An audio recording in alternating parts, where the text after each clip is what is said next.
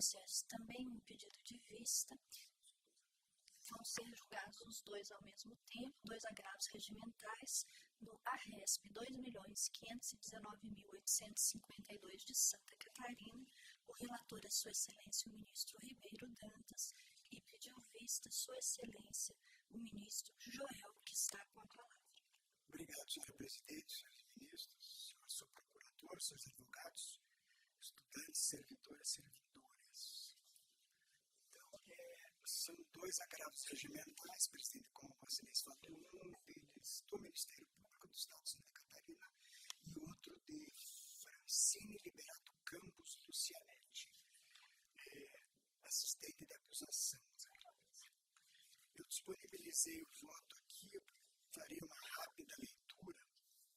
Os dois votos são iguais.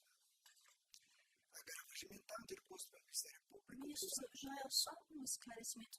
Quando foi proclamado o primeiro voto e de Sua Excelência o ministro relator e Vossa Excelência pediu vista, ficou pendente a sustentação oral para hoje ou ela ocorreu naquele dia? Ah, não cabe, né? Mas se quiser, eu posso. Aqui é a ARESP. O senhor, então, qual seria a função? Assistente de acusação, eventual assim de fato. Ah, tá bom. Então, desculpe, porque o advogado se aproximou, eu achei que ele estava pedindo isso, não era isso. Então, prosseguimos com minhas escusas, o voto do ministro Joel, que é o voto vista. Obrigado, presidente. Então, como eu diria, agravo regimental, um deles do Ministério Público, o outro do assistente de acusação, contra a decisão monocrática que conheceu do agravo e deu parcial provimento ao recurso interposto pela defesa de Tiago Luiz Stabile.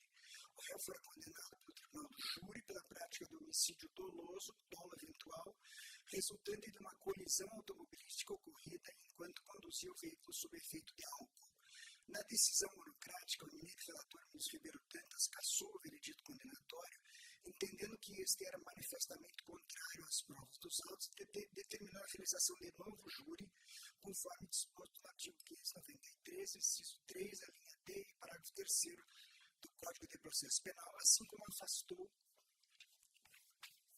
a multa aplicada pelo Tribunal Local como punição pela oposição de embargos de declaração. O Ministério Público, ao interpor o presente agravo, sustenta que a decisão ofende a soberania dos vereditos, argumentando que a valoração das provas feita na decisão monocrática foi indevida, uma vez que não houve erro procedimental. O assistente de acusação, por sua vez, ao interpor o presente agravo, enfatiza a aplicação da súmula 783 desse STJ, que criado o exame de provas e recurso especial, destaca a necessidade de harmonia com a jurisprudência estabelecida pelo STJ, aduz ainda que a decisão monocrática do Tribunal de Justiça do Estado de Santa Catarina está em conformidade com essas súmulas e o recurso especial não deveria ser conhecido. Argumenta que a decisão ofende a soberania dos vereditos, sustentando que a valoração das provas feitas na monocrática foi indevida, uma vez que não houve erro procedimental ou erro de quesitação. Então, esse é o relatório dos dois casos. Passo ao voto. De início, peço ao eminente relator para acompanhar integralmente seu voto, a começar pela admissibilidade do recurso especial, além do reconhecimento da pertinência de sua análise quanto à contrariedade com as provas apresentadas. Contudo, é oportuno aprofundar a questão sob a ótica da doutrina e da jurisprudência acerca do dolo eventual em casos que envolvem embriaguez ao volante, dada a complexidade e as implicações jurídicas desse tipo de conduta. Não que pretenda agregar qualquer ponto ao voto do eminente relator, mas apenas para tentar aclarar aqui alguns conceitos com os quais temos tratado muito constantemente nos últimos tempos sobre essa questão do dolo eventual em delitos de trânsito. O dolo eventual se caracteriza quando o agente, ao realizar a conduta, prevê a possibilidade de ocorrer o resultado ilícito e mesmo assim aceita essa possibilidade, assumindo o risco de o produzir. A doutrina majoritária, representada por autores como Rogério Greco e César Roberto Bittencourt, destaca que o dolo eventual difere da culpa consciente na medida em que, no primeiro, o agente não apenas prevê o resultado, mas também consente com sua ocorrência, enquanto na segunda, o agente confia que o resultado não se concretizará. Aí, transcrevo aqui uma parte da doutrina de César Roberto Bittencourt. Esse conceito é particularmente relevante em casos de homicídio decorrente de embriaguez ao volante, pois é preciso avaliar se o agente, ao se embriagar e dirigir, aceitou o risco de causar um acidente fatal. A jurisprudência da STJ tem oscilado em relação à caracterização do dolo eventual em casos de embriaguez ao volante. Em alguns precedentes, como no agravo regimental no RESP 1.873.528 do DF, este tribunal reconheceu que a simples embriaguez, mesmo aliada ao ligeiro excesso de velocidade, não é suficiente para configurar o dolo eventual, sendo necessária a presença de outros elementos concretos que indiquem a aceitação do risco por parte do condutor. Transcrevo aqui a eminente ministra Laurita Vaz, no agravo regimental no RESP 1.873.528 do DF, um trecho da emenda onde Sua Excelência disse o seguinte: também se firmou a jurisprudência desta Corte no sentido de que tão somente a embriaguez, mesmo quando aliada a excesso de velocidade, seria suficiente para configurar indício mínimo de dolo eventual, mas há necessidade da presença de outros elementos concretos aptos a indicar que houve extrapolação do dever de cuidado íncito aos crimes culposos. Prossigo. Outro precedente relevante é o agravo regimental no RESP 1.991.574 São Paulo, em que se decidiu que, aspas, a embriaguez voluntária ou culposa não exclui a imputabilidade, mas não leva necessariamente ao reconhecimento do dolo. Fecho aspas. Nesse caso, o STJ reiterou que a embriaguez por si só não implica dolo eventual, sendo imprescindível que outros fatores demonstrem a assunção de risco pelo agente. Estou transcrevendo aqui um precedente da lavra do desembargador João Batista Moreira, então convocado nesta quinta turma, agravo regimental no RESP 1.991.574 de São Paulo. Diz aqui o eminente desembargador João Batista: de acordo com o artigo 28.2 do Código Penal, a embriaguez voluntária ou culposa não exclui a imputabilidade, mas não está dito que leve necessariamente ao reconhecimento do dolo. Entender que a conduta de embriagar-se implica, em todos os casos, a assunção de risco de aceitação remota da possibilidade do cometimento de atos criminosos seria levar a indevido extremo a teoria da actio libera in causa. A inferência do dolo eventual em situações de embriaguez ao volante deve ser feita com extrema cautela. O princípio da presunção de inocência, consagrado no artigo 5º, inciso 57 da Constituição, exige que a condenação penal seja fundamentada em provas robustas e incontestáveis. O dolo eventual, por ser uma forma mais grave de imputação subjetiva, não pode ser presumido com base em indícios frágeis ou meras conjecturas. Ademais, conforme salienta Eugênio Pacelli, aspas, a condenação penal que se fundamenta em dolo eventual deve ter como base um conjunto probatório que permita de forma segura a conclusão de que o agente, no momento da conduta, tinha plena consciência dos riscos e, mesmo assim, decidiu agir aceitando a ocorrência do resultado lesivo. Essa interpretação está em consonância com o entendimento do STJ, que exige uma análise minuciosa e criteriosa das provas para a configuração do dolo eventual. Agora, com relação à revaloração do conjunto probatório no caso concreto. No caso em análise, a embriaguez do réu foi devidamente comprovada, mas isso por si só, como disse antes, não é suficiente para a configuração do dolo eventual. A ausência de provas técnicas sobre o excesso de velocidade e a controvérsia quanto ao local da colisão enfraquece a tese acusatória. A tentativa de fuga, embora reprovável, é um comportamento posterior ao fato e não pode ser utilizada para inferir a intenção criminosa no momento da colisão.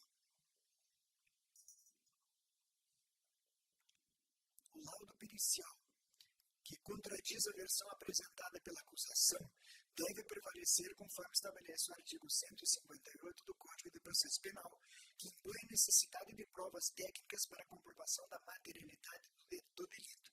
Especificamente, na conjuntura complexa do dolo eventual, a demonstração da assunção leviana do risco previsível pelo agente passa pela composição de fatores diversos que, combinados, revelam esse elemento volitivo escondido na mente do autor da conduta. A jurisprudência deste Tribunal Superior, como mencionado, reforça que, em caso de divergência entre o laudo pericial e outras provas, deve-se dar a primazia à perícia oficial, especialmente quando esta se mostra mais detalhada e imparcial. Aqui o julgado do eminente ministro Rogério Schietti Cruz, na sexta turma, no agravo regimental no RESP 1.300.606 do DF, Diz o ministro Rogério, por ser infração que deixa vestígio, é imprescindível a realização de exame de corpo de delito direto por expressa imposição legal. Somente pode ser substituído o laudo pericial por outros meios de prova se o delito não deixar vestígios, se esses tiverem desaparecido ou ainda se as circunstâncias do crime não permitirem a confecção do laudo.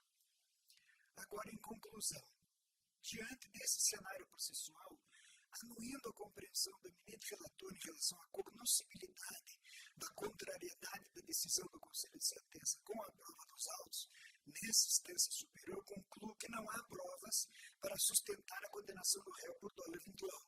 A embriaguez do acusado, o alegado excesso de velocidade e a questão do local da colisão não foram comprovados de forma contundente. A tentativa de fuga, embora repreensível, como já falei, não constitui prova do dolo no momento da conduta.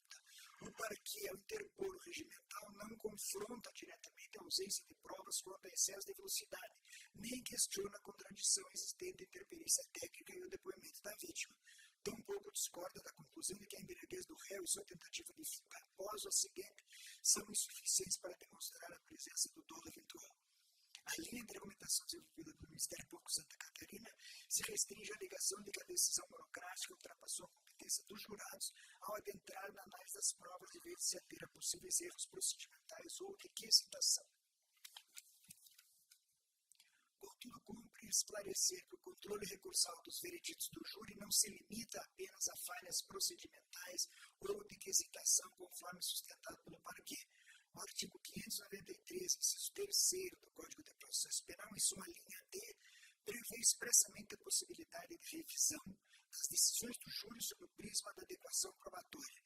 É, portanto, a atribuição do tribunal realizar uma valoração das provas quando o veredito se mostrar dissociado do conjunto probatório, garantindo que a decisão do jurado se baseie em elementos sólidos e não em suposições infundadas. Essa prerrogativa da revisão é fundamental para assegurar que a soberania dos vereditos não seja exercida em total desacordo com as provas coligidas, preservando-se a justiça e a legalidade das decisões proferidas.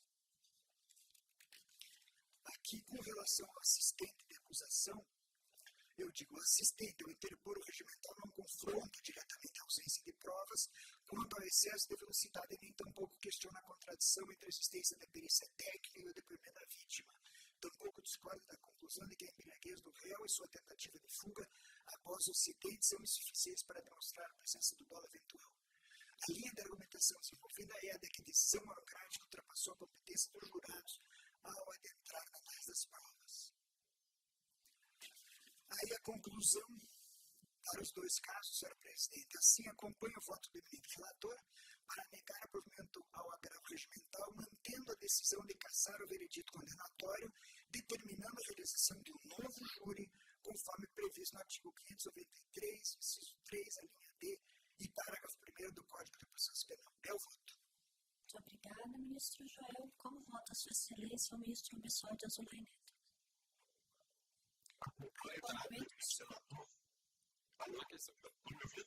Uma questão, só para esclarecer, porque essa mesma turma está pedindo uma questão de ordem, quem defere ou não é Sua Excelência o ministro relator, que é o ministro Ribeiro Dantas. Você quer esclarecer qual situação?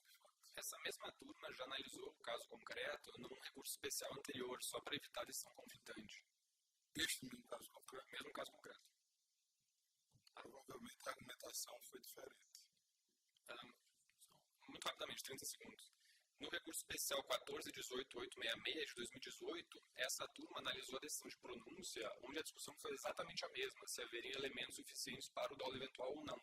E a turma, com Vossa Excelência, o ministro Reinaldo, o ministro Joel e outra composição, negou o recurso especial para manter a pronúncia.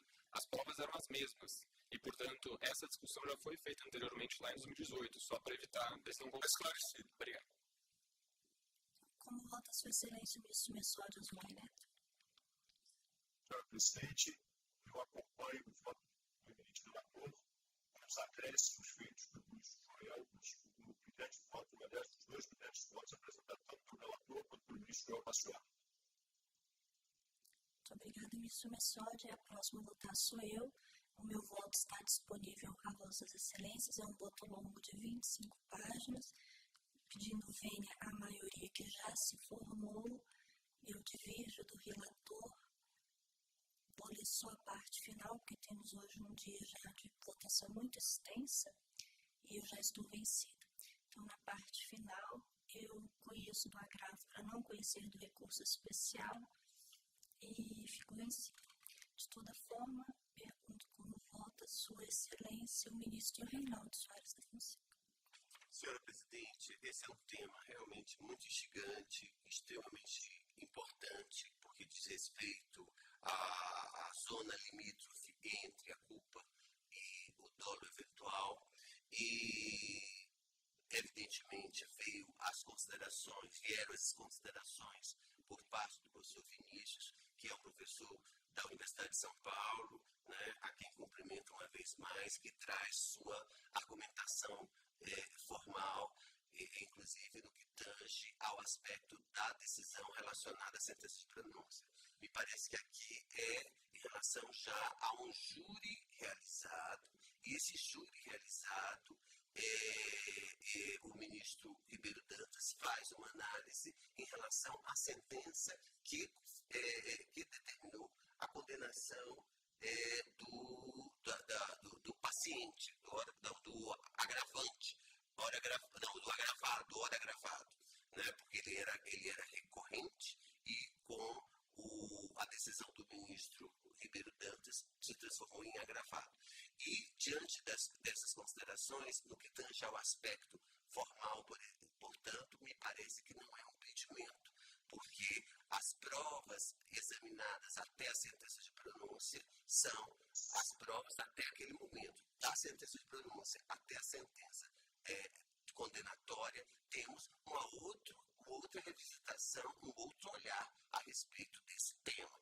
E me parece, portanto, que a análise feita pelo ministro Ribeiro Dantas e agora com as achegas do ministro Joel Ilan Parcioni, que não merece divergência, razão pela qual eu estou acompanhando e vou ter os dois votos como um farol para o exame dos próximos casos relacionados ao tema dificílimo, que é a diferença entre a culpa e o dolo eventual. Razão pela qual, senhora Presidente, eu peço a mais respeitosa venha a divergência, inaugurada por Vossa Excelência, para acompanhar o voto do eminente relator. Pois não? Eu gostaria de registrar que eu acolho todas as observações feitas pelo voto do eminente ministro Joel Ilan Parcioni. Peço venha a Vossa Excelência, eu mantenho meu voto, mas acolho todas as observações feitas pelo eminente ministro Parcioni e agora respondo ao esclarecimento de fato feito pelo advogado, que ali se cuidava de uma decisão de pronúncia, que não apenas há novas provas que foram produzidas depois, novos debates que aconteceram depois, mas o estándar probatório exigido por uma decisão de pronúncia é um, e o estándar probatório exigido por uma decisão condenatória final é outro.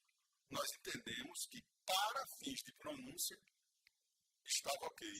E agora, por maioria, entendemos que, para fins de condenação, não estava. Um novo júri irá, com certeza, solucionar definitivamente essa matéria. Obrigado, doutor. E proclama então o resultado. A turma, por maioria, negou o provimento ao agravo regimental, vencida a ministra Daniela Teixeira.